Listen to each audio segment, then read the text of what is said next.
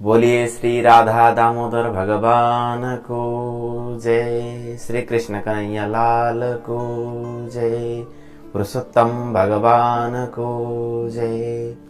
समादरणीय वन्दनीय भक्तजनहरू, आज हामी पुरुषोत्तम मास महात्म्य कथाको दिव्य यात्रामा अगाडि बढ्दै राख्दा 25औं अध्यायमा प्रवेश गर्न गइराखेका छौं। भगवान श्रीहरिको महिमाले परिपूर्ण भएको यो दिव्य कथा प्रवचनमा हामी सधैँ एकैछिन कीर्तन गर्छौं। तत्पश्चात हामी बल्ल कथामा प्रवेश गर्छौं। आजको यो कथा श्रवण गर्नाले हामीलाई सम्पूर्ण पुरुषोत्तम मास महात्म्य कथा कसरी उद्यापन गर्ने, कसरी समापन गर्ने, केही नसके कसरी अगाडि बढ्ने, यस्ता धेरै कुराहरूको हामीलाई जानकारी प्राप्त हुनेछ र दिव्य ज्ञानको प्राप्ति हुनेछ। त्यस्तो दिव्य कथा वस्तु आजको रहेको छ, जसलाई हामी आज पाठविधिद्वारा हजुरहरूलाई श्रवण गराउन गइराखेका छौं। के भनिन्छ भने यो भगवानको कथा जो छ, हजार नरमा एकै सिद्धिको यत्न गर्दछ, त्यस्ता हजार मध्येको एउटै मैमाथि मिल्दछ भनेर भन्नुभएको छ।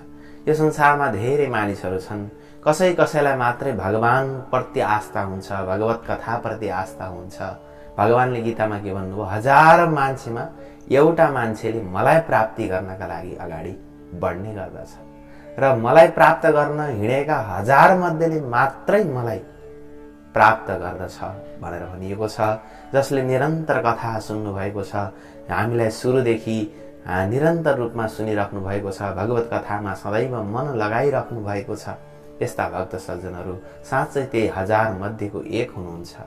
र हजुरहरूको यो सत्संग प्रतिको, धर्म प्रतिको, आस्था प्रतिको प्रेम अझै बढ्दै जाओस् र हजुरलाई ईश्वर प्राप्ति होस्, हजुरका जीवनका दुःख कष्ट आपत्ति विपत्ति सबै भगवान श्रीहरिले हरण गरिदिनुहोस् भन्ने कामनाका साथमा आउनुहोस्, भजन कीर्तन गरौँ। तत्पश्चात कथामा प्रवेश गर्नेछौँ।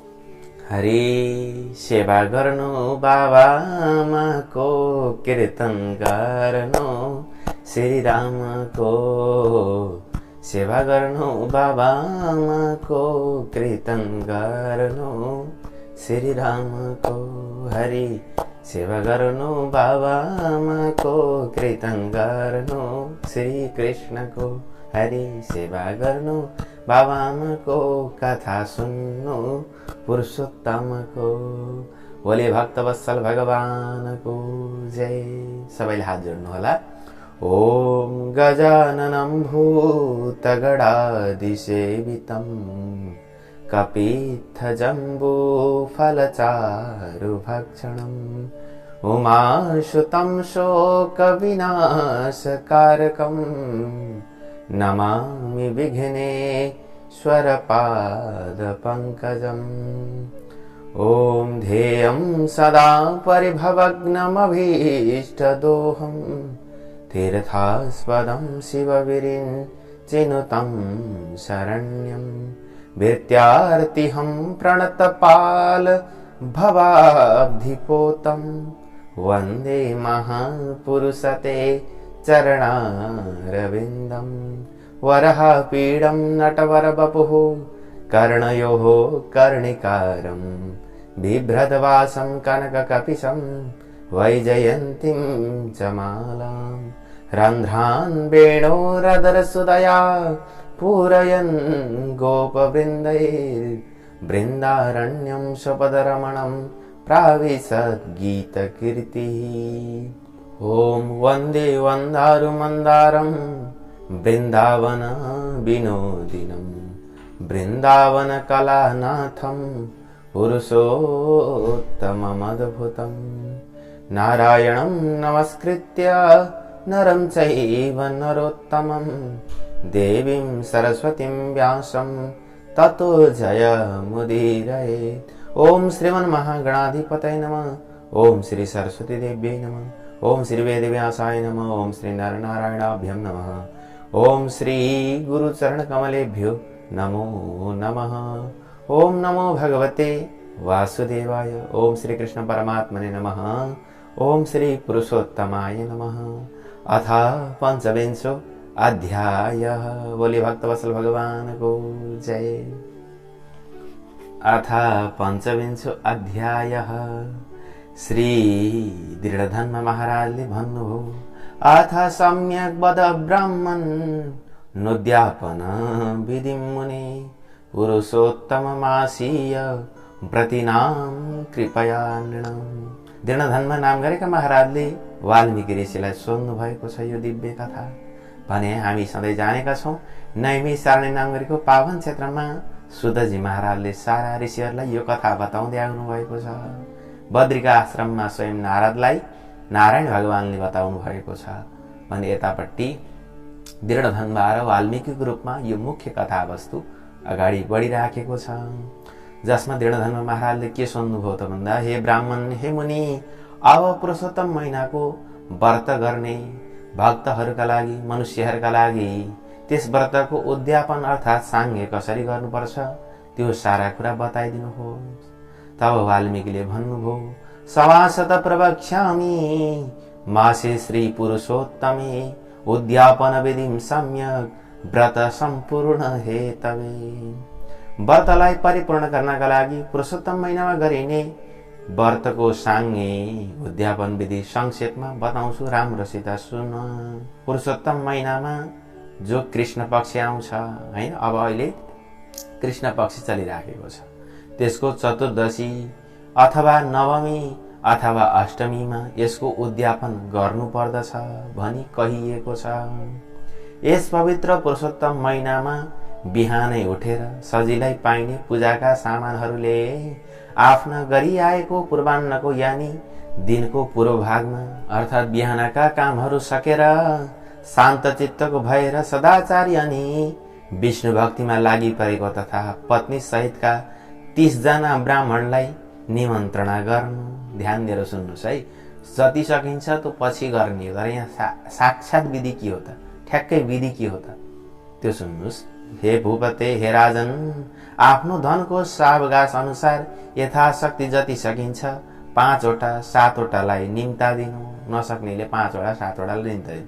त्यसपछि मध्याह्नको समयमा 16 किलो अथवा त्यसको आधा, त्यो पनि नभए त्यसको पनि आधा शक्ति अनुसार सावगासले भ्याएको पञ्चधान्यले उत्तम सर्वतोभद्रा बनाउनु हैन, सर्वतोभद्रा निर्माण गर्नु, चक्र हुन्छ एउटा। त्यसपछि त्यस सर्वतोभद्रमाथि राम्रा शब्द नकुल्चिएका नौचुने त्यस्ता सुनका अथवा चाँदीका अथवा तामाका वा माटाकै भए पनि 4 वटा कलशहरू स्थापना गर्नु। 4 व्यूह रक्षकको प्रतिमाका लागि मण्डलको चारै दिशामा श्रीफल बेलले शहीद भएका शुद्ध वेश वस्त्रले बेरिएका तथा पानका पात पनि राखिएका त्यस्ता 4 कलशमा क्रमैले वासुदेवलाई अनि हलधरलाई तथा उत्तम भगवान प्रद्युम्नलाई र अनिरुद्धलाई स्थापना गर्नु हैन। भगवानकै चतुर्व्यूह स्वरूप भनेर बताइन्छ। पुरुषोत्तम महिनाको व्रतको आरम्भ थालनीमा थापिएका राधिका सहित श्री पुरुषोत्तम देवदेवेश देवताहरूका पनि देवता पुरुषोत्तम भगवानलाई कलशै सहित त्यस ठाउँमा ल्याएर मण्डलको माथि त्यसको मध्य अर्थात् बीचमा राख्नु, स्थापना गर्नु। वेद वेदाङ्गमा पारङ्गत भएका भगवान विष्णुमा आस्था राख्ने ब्राह्मणलाई आचार्य गराएर यसमा जप गराउन चाहने 4 वटा मात्र अरू थप ब्राह्मणलाई वर्ण गर्नुपर्छ। वर्ण गर्दा तिनलाई हातमा लाउने औठी सहितका 2 वस्त्र सहित दिनुपर्छ। अनि प्रसन्न चित्तले वस्त्र आभूषण आदिले आचार्यलाई चटक्कै पारी श्रृङ्गारेर त्यसपछि शरीर शुद्धिका लागि प्रायश्चित गोदान गर्नुपर्दछ। आचार्यं सबलं कृत्य वस्त्रभूषादिभिर्मुदा ततो देह विशुद्ध्यर्थम प्रायश्चित्तं समाचरेत् भनेको छ। गाईदान नगरिकन शरीर शुद्धि हुन गर्नु होला। त्यसपछि पहिले बताइएको विधिले स्त्रीका साथै रहेर पूजा गर्नुपर्छ तथा अघि वर्ण गरिएका 4 प्रकारका ब्राह्मणहरूद्वारा 4 व्यूह देवताको जप गराउनुपर्छ। त्यसपछि मण्डलमाथि 4 दिशा 4 वटा दिया बत्ती थाप्नुपर्छ। यसका पछि नरियल आदि फलहरूले क्रमैले रक्षक भगवानलाई अर्घ दिनुपर्छ। 4 ती अनिरुद्ध, प्रद्युम्न, बहलधर र श्री नारायण पुरुषोत्तमलाई अर्घ दिनुपर्छ। अनि दुवै घोडा मारी बसेर आफ्नो अजुलीमा राखिएका पञ्चरत्न सहितका यथालब्ध जस्तो पाइन्छन् त्यस्तै असल फलहरूले श्रद्धा भक्तिका साथ पत्नी सहित भएर हर्षपूर्वक प्रसन्न चित्तले श्रीहरि भगवानलाई सम्झदै अर्घ दिनुपर्छ। अर्घ दिँदा के भन्ने त भन्दाखेरि ओम देवदेव नमस्तुभ्यं पुराण पुरुषोत्तम गृहणार्घ्यं मया दत्तं राधया सहितो हरे वन्दे नवघनश्यामं द्विभुजं मुरलीधरं पीताम्बरधरं देवं साराधं पुरुषोत्तमं भन्दै भगवानलाई दिने। के भन्ने? हे देवदेव, हे आदिदेव, हे पुरुषोत्तम, तपाईलाई नमस्कार छ। हे हरि, राधाका साथै रहेर मैले दिएको यो अर्घ ग्रहण गरिबक्सनुहोस्। नयाँ मेघको जस्तो श्याम वर्ण भएका 2 हात हुने मुरली हातमा लिने एवं पीताम्बर पहेँलो वस्त्र लगाउने राधाका साथै रहने भगवान पुरुषोत्तमलाई म नमस्कार गर्छु भनेर अर्घ दिनु। यस्ता प्रकारले भक्तिपूर्वक राधाले सहित भएका पुरुषोत्तम श्रीहरिलाई नमस्कार गर्दै चतुर्थ्यन्त नाम मन्त्रले स्वाहा भन्दै तिलको होम गर्नु पर्दछ। जस्तै भगवान ओम श्री वासुदेवाय नमः भन्दै, ओम श्री अनिरुद्धाय नमः, ओम श्री प्रद्युम्नाय नमः, ओम श्री हलधराय नमः, यस्ता नामहरूले भगवानलाई अन्तिममा स्वाहा शब्द लगाएर आहुति दिनुपर्छ। अर्घ दिइसकेपछि तिनै नाम मन्त्रहरूले तर्पण र मार्जन शिरमा जल छर्कने काम गर्नुपर्छ। त्यसपछि राधाले सहित भएका पुरुषोत्तम भगवानलाई निराजन गर्नु अर्थात् आरती गर्नु पर्दछ। आरती गर्ने मन्त्र के छ त भन्दा निराजयामि देवेश मिन्दिवरदलक्षिवं राधिका रमणं प्रेम्णा कोटि कन्दर्प सुन्दरम। नीलकमलको जस्तो कान्ति भएका तथा राधिकाका साथ रमण गर्ने करोडौं करोडौं कामदेवका समान सुन्दर रूप भएका ती देवेश देवताका स्वामी भगवानलाई प्रेमपूर्वक निराजन गर्दछु। अब भगवानको ध्यान गर्ने। ध्यान गर्दाखेरि के भन्ने त भन्दा चमचम चम्कने असंख्य रत्नहरूले रचिएका सिंहासनमा रहने तथा वंशिका स्वरले मुग्ध भएका ब्रजका नारीहरूले वृन्दावनमा शोभिने यानी अति सुन्दर देखिने एवं टल्किने रत्न जडेका किरीट र कुण्डल धारण गर्ने अनि कौस्तुभमणि पहिरिएकाले निरन्तर छाती चम्किरहने ती राधाका सहित भएका पुरुषोत्तम भगवानको म ध्यान गर्दछु वा यस्तै सम्झेर ध्यान गर्नु। अन्तर ज्योतिरनन्त रत्न रचिते सिंहासने संस्थितं वंशी नाद विमोहित व्रजद्वधू वृन्दावने सुन्दरं ध्यायेत् दाद्रिकया सकौस्तुभमणि प्रद्योतितोरस्थलं राजद्रत्न किरीट कुण्डलधरं प्रत्यग्र पीताम्बरम भनेर भगवानको ध्यान गर्नु। त्यसपछि राधिकाले सहित रहेका हरिमा पुष्पाञ्जली चढाएर स्त्रीका साथसाथै अर्थात् पत्नीका साथसाथै भई भगवानलाई साष्टाङ्ग दण्डवत प्रणाम गर्नु। नारीहरूले गर्नु भएको छ भने पुरुषका साथमा श्रीमानका साथमा रहेर कर्म गर्नु। नमस्कार गर्दा मेघ जस्तो श्याम वर्णका साथै मेघमै चम्कने बिजुली जस्तो पहेँलो वस्त्र धारेका अनि श्रीवत्स चिन्हले छातीमा शोभिएका र राधिका साथै रहेका यस्ता अच्युत हरि भगवानलाई म निरन्तर नमस्कार गर्दछु भनेर त्यसपछि सुनले सहितको पूर्ण पात्र गर्न ब्राह्मणलाई दिनु र त्यसपछि प्रसन्न चित्तले आचार्यलाई प्रशस्त दक्षिणा दिनु। पत्नी सहितका आचार्यलाई भक्तिपूर्वक वस्त्र र आभूषणले पनि प्रसन्न पार्नु। त्यसपछि अरू वरण गरिएका ब्राह्मणहरूलाई प्रशस्त दक्षिणा दिनु। यसपछि सिधी दयालु बाछु सहितकी लुगा ओढाएकी अनि घण्टी धारण गरिएकी त्यसै गरी अनेक प्रकारले श्रृंगार गरेकी एउटी गाई ब्राह्मणलाई दान दिनुपर्छ। त्यसपछि घृतपात्र र तिलपात्र पनि दान दिनु पर्दछ। त्यसपछि वाल्मीकि ऋषि भन्नुहुन्छ शिव र पार्वतीलाई प्रसन्न पार्नका लागि ब्राह्मण दम्पतिलाई सिलसिला वस्त्र दान गर्नुपर्छ। त्यस्तै जोडा जुत्ताका साथै 8 प्रकारको पददान, आसन दिनु पर्यो, धोती दिनु पर्यो, माथि लगाउने वस्त्र, पञ्चपात्र, कमण्डलो, औठी, छाता र लौरो गरेर यी 8 प्रकारका पददान भनेर मान्नु पर्दछ। यिनको दान दिनुपर्छ। यदि शक्ति छ भने सद् ब्राह्मणलाई श्रीमद् भागवतको दान दिइहाल्नु पर्दछ, किनकि श्रीमद् भागवत साक्षात् भगवानको अद्भुत रूप हो। यस्तो यो भागवत जो जन पण्डित वैष्णवलाई दान गर्दछन् त्यो जन आफ्ना करोडौं कुलको उद्धार गरेर निश्चय नै अप्सराहरूले सेवा गरिँदै स्वर्गीय विमानमा चढेर योगीहरूले पनि दुर्लभ पाइ नसक्नुको गोलोकमा सरासर जान्छन्। हजारौं कन्यादान, सैकडौं वाजपेयी यज्ञ तथा धान लहराएका खेतको दान र तुलादानहरू छन्।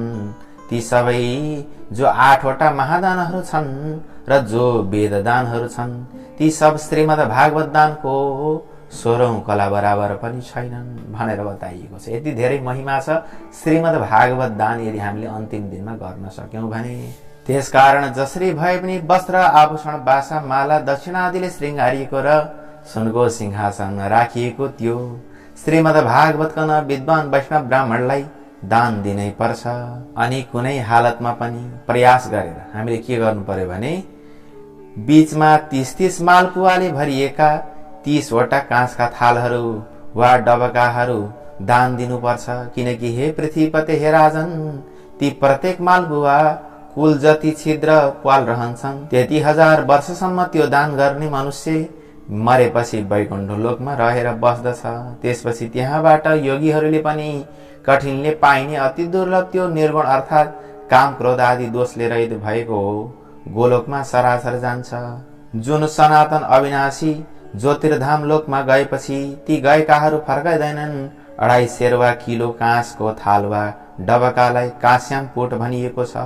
निर्धन व्यक्तिले आफ्नो व्रत पूर्तिका लागि आफ्नो शक्ति अनुसारले यो सम्पुट बनाउनु अथवा मालपुवा तयार पार्न नसके मालपुवाका कच्चा सामान र श्रेष्ठ असल असल फलहरूका साथ सम्पुटमा राखेर त्यो भरिएको पात्र पुरुषोत्तम भगवानको प्रसन्नताका लागि दान दिनुपर्छ। हे नराधिप राजन, ती न्यौता दिएका बोलाइएका पत्नी सहितका ब्राह्मणहरूलाई दान दिँदा पुरुषोत्तम भगवानको नजिकै संकल्प बढेर दान दिनुपर्छ। अनि हात जोडेर भगवानलाई यस्तो प्रार्थना गर्नुपर्छ। हे श्री कृष्ण, हे जगत आधार, हे जगत नन्ददायक अर्थात् हे जगतैका आनन्द दिनेवाला प्रभु, मेरा यस लोकमा र परलोकमा समस्त कामनाहरूलाई चाँडै नै पुर्याइदिनुहोस्। यस्ता प्रकारले गोविन्द भगवानलाई प्रार्थना गरेर प्रसन्नतापूर्वक रमाउँदै पुरुषोत्तम भगवानलाई भक्तिपूर्वक सम्झिँदै स्त्रीले सहित रहेका राम्रो आचार विचार भएका ब्राह्मणहरूलाई भोजन गराउनु पर्छ। भोजन गराउँदा ब्राह्मण रूपलाई हरि मान्दै र स्त्री रूपलाई राधिका ठान्दै श्रद्धा भक्तिका साथ विधिपूर्वक चन्दन, अक्षता, फूल, मालाले पूजा गरेर अनि घिउ हालेर दुधमा पकाएको पायस, खिरले सहित अरू प्रकारका परिकारहरू पनि खुवाउनु। व्रत गर्ने व्रतीले पहिले नै विधिपूर्वक राम्रोसित भोजन गराउने सामानको पहिचान गर्नुपर्छ। जस्तै आँप, केरा, सुन्तला जस्ता चिजहरू राम्रा राम्रा पकवानहरू जसमा पिरो, अमिलो, मिठो, टर्रो, तितो, नुइरोले साथ रहेका चारै प्रकारका चाट्न मिल्ने, चुस्न मिल्ने, चपाउन मिल्ने, पिउन मिल्ने भोजनहरूले युक्त बास्ना आउने गोरसहरू पनि त्यहाँ पस्केर मिठो बोली बोल्दै र देखाउँदै अन्त्यमा स्वादिलो छ तपाईहरूका लागि तयार पारिएको प्रसन्नतापूर्वक खानुहोस्। हे ब्राह्मण, हे प्रभु, जो मैले पकाएको छु तिनमा जो मन पर्छ त्यो माग्नुहोस् भन्दै मिठो मुखले ती आएका बोलाएका सज्जन ब्राह्मण दम्पतिलाई खाना खुवाउनु, भोजन गराउनु। म धन्य छु, आज म ब्राह्मणहरूको दयाको पात्र भएको छु, मेरो जन्म सार्थक भयो भन्दै प्रसन्नताका साथ ब्राह्मणहरूलाई भोजन गराएर तिनलाई पान र दक्षिणा टक्राउनु। पान दिँदा इलायची, ल्वाङ, कपुर, केश, कस्तुरी, जायपत्री, चुना, राम्रो खयरको धुलो ती सबै वस्तुहरू मिलेकोले भगवानलाई प्रिय लाग्ने पान दिनुपर्छ। त्यसकारण यस्ता प्रकारले पान तयार गरेर आदरका साथ टक्राउनु पर्छ। अन्तमा यस्ता प्रकारले तयार गरेर पान टक्राउँछ त्यो जन यस लोकमा ऐश्वर्ययुक्त भारी सुख भोग्छ र परलोकमा अमृत भोग भोग्न पाउँछ। यस्ता प्रकारले ती ब्राह्मण दम्पतिलाई दङ्गदास पारेर तिनका हात हातमा लड्डु दिनु र तिनै ब्राह्मणीहरूलाई विधिपूर्वक वस्त्र, आभूषण, गहनाले चिटिक्क श्रृङ्गारेर तिनका हात हातमा 1 गुण्ठा बाँसुरी पनि दिनु।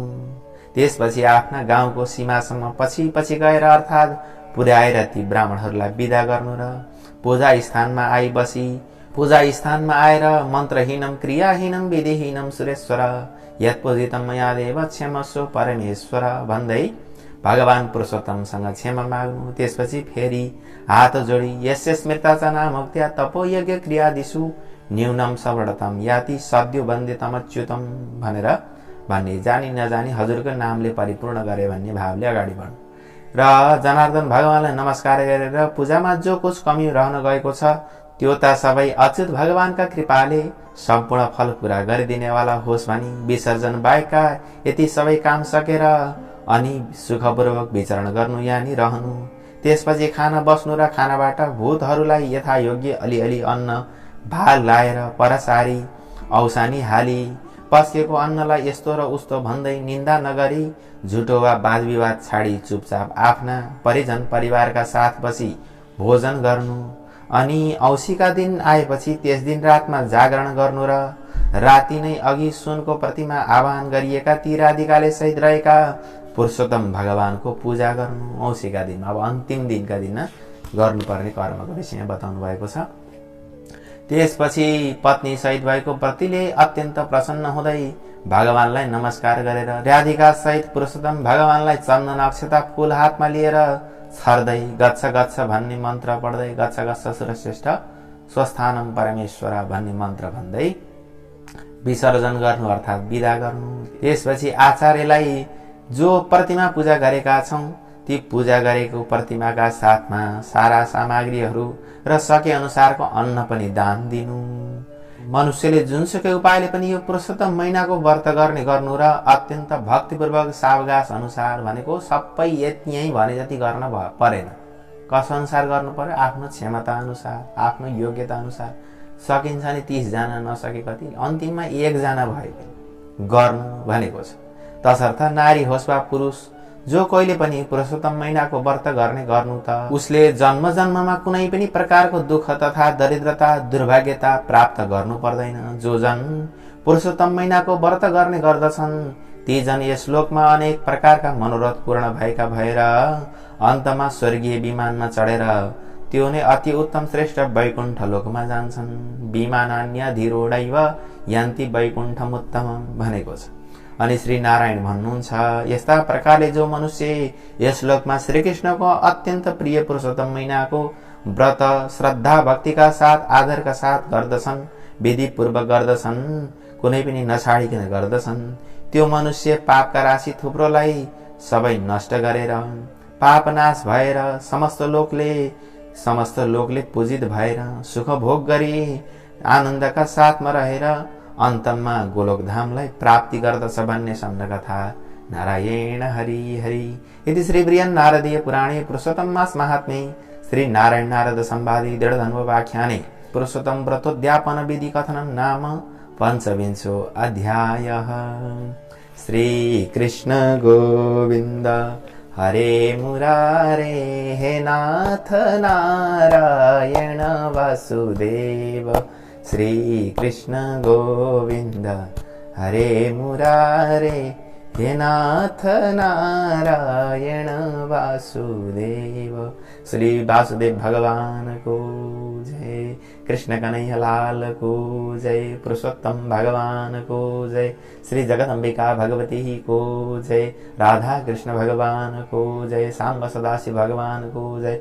लक्ष्मी नारायण भगवान को जय। सूर्य नारायण भगवान को जय। कथा सुन्ने भक्तहरूको जय, नसुन्ने भक्तहरूको पनि जय। आजको आनन्दको जय। वैदिक सत्य सनातन धर्मको जय। जय जय श्री राधे श्री हरे नमः। भोलि हामी 26औं अध्यायको दिव्य प्रसङ्गका साथमा उपस्थित हुने नै छौं। आजका लागि यस कथाबाट विश्राम लिने अनुमति दिनुहोस्।